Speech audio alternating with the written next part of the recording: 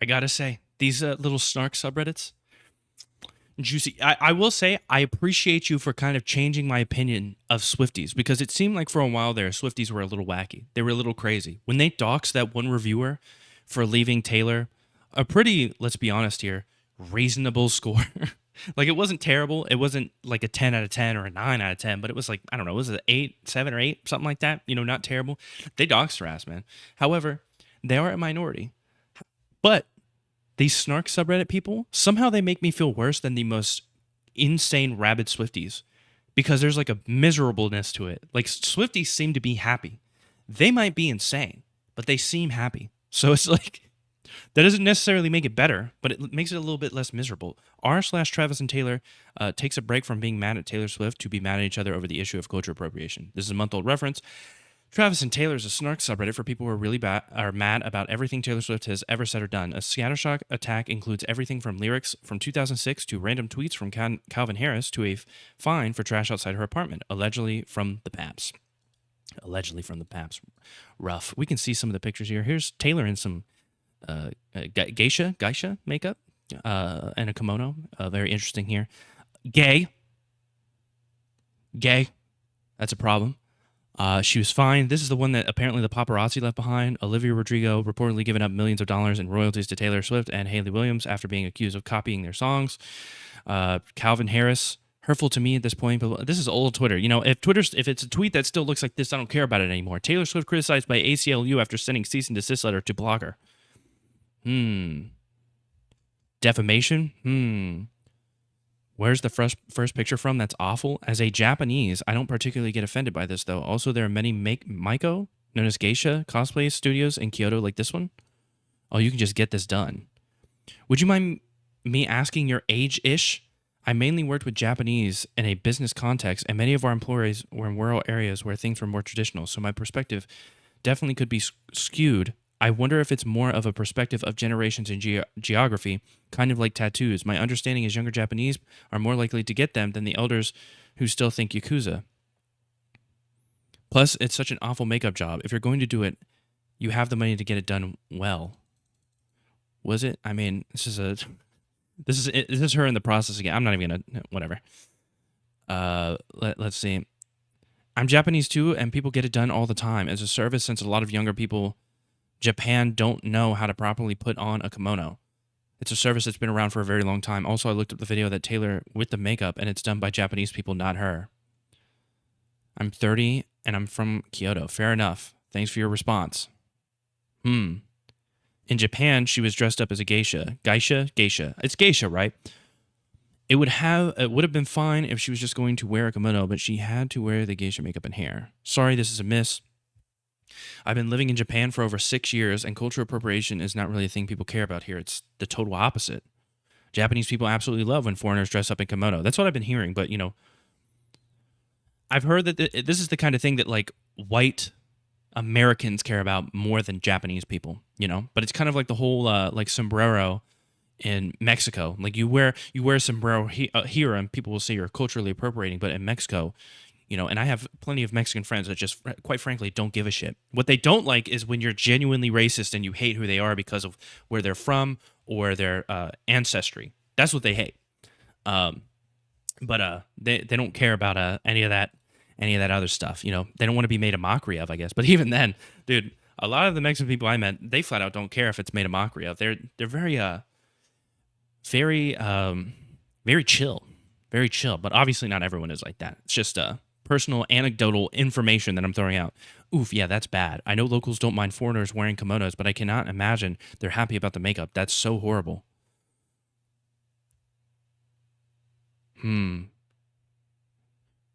I don't like Taylor either, but this is such a non-issue. As long as she is respectful, people in Japan are not going to care. I'm half Japanese myself, and I used to spend a great deal of time as a child in Japan.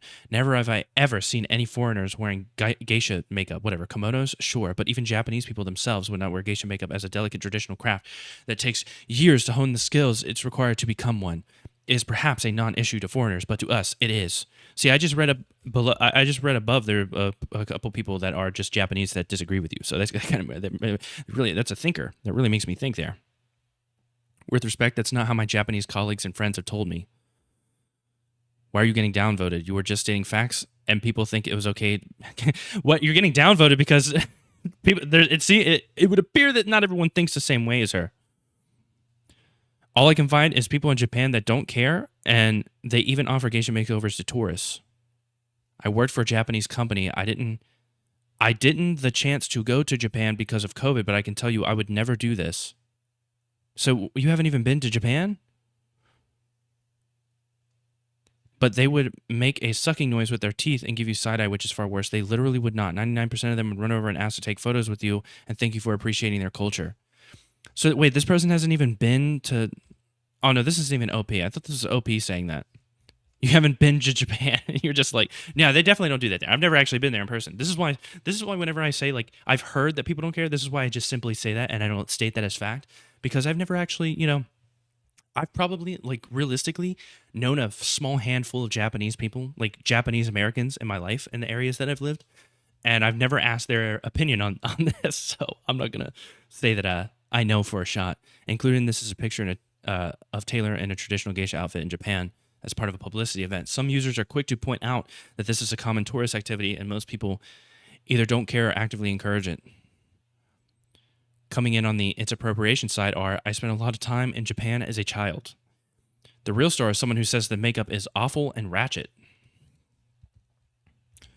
You can scroll to comments below, but it boils down to geisha can be an incredibly old and revered tradition in Japan. You can go to shops and try on kimono. You learn the parts and why they're important, probably wear. What you shouldn't do is paint your face like a geisha, especially a ratchet one at that. This makeup is awful. I did this in Japan. If she did this in Japan, it's 100% legit.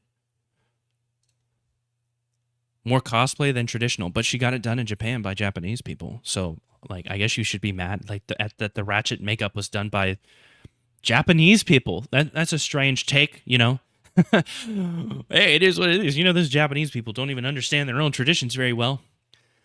I don't know what's worse here, the appropriation or you just assuming you know more than actual Japanese people. I spent a lot of time in Japan as a child. Oh, we already read that one. Who is undeterred when someone points out that the makeup artist who did this was a Japanese woman, confidently asserting that it is not geisha quality. Our expert then reveals themselves to be someone who worked for a Japanese company but never went to Japan. Is this the person that I read before? I'd have to imagine.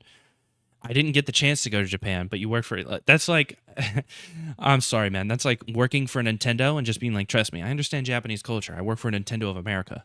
No, you don't. You've never been to Japan, Further insights claim that the service is only offered because of the financial crisis. Really?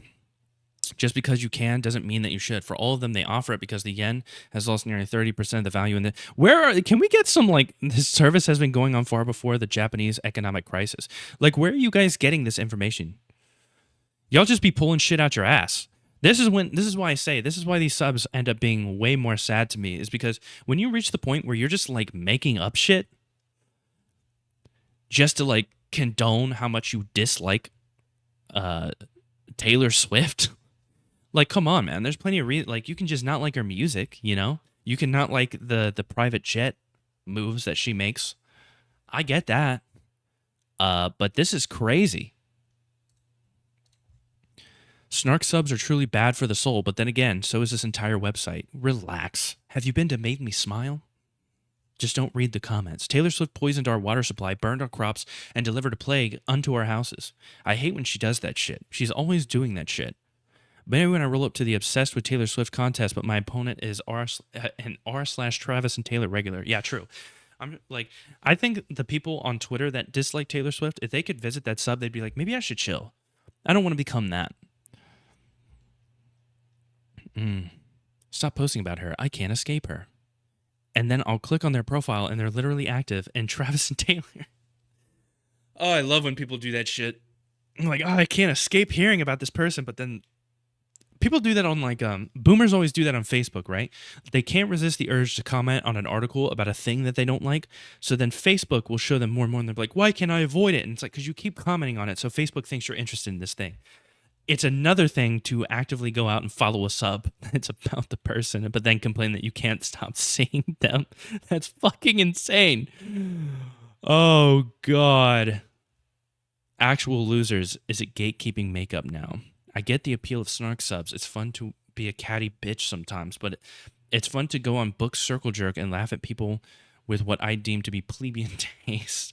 But it's just a laugh. It's not serious. At the end of the day, who cares? See, that's the thing. Like you understand the fun of being a catty bitch. 90%, I'd even go so far as to say 98% of people on these types of like snarky subs, they don't get that shit. There's no such thing as banter to them. It's like it's life or death. Like everything is personal. Sub is so weird. I can understand not liking the music of an artist or their public persona, but seriously, why the hell do we have to waste so many hours a day to gossip and hate on a person? They say that people that care about celebrity gossip, like passionately, tend to have a lower IQ. Uh and I think, that's a blanket statement, but it's just, there were studies done, you know. So really kind of think about that. Would it be so ironic if the person using ratchet in a conversation about cultural appropriation is not black? I didn't even think about that. I haven't heard that word in ages. Such a choice. True. When's the last time you hear anybody say ratchet? Really, it's been quite a while. Subreddits based around hating a specific thing or like voluntary huffing cancer-causing fumes. Voluntarily, sorry. We're going to need a mega thread just for that subreddit. I've been wondering how come the sub is named that rather than being named like a snark sub. Did it start off as a fan sub or no? I guess you never really know. You know what I mean? Because Joe Rogan's sub is like a snark sub, and it's just called Joe Rogan. But it probably wasn't initially a snark sub. They probably just enjoy Joe Rogan, and over time, he's driven them a little crazy. That's what it seems like, anyways. It's because there's another sub called Taylor and Travis dedicated to posting things about their relationship and how cute some fans think it is. People got mad seeing that one and wanted to rain on those fans' parades by making a similarly named sub they might come across thinking it's for the same purpose. I mean, I can't think of anything more kind of sad and pathetic than that, but it is what it is, man. Do what you got to do, baby. Taylor Swift, it'll be okay. She's not committing genocide as far as I know. We'll be all right. She's using a lot of jet fuel. She's pretty bad for the environment, but other than that, man, we'll be all right. We'll be okay.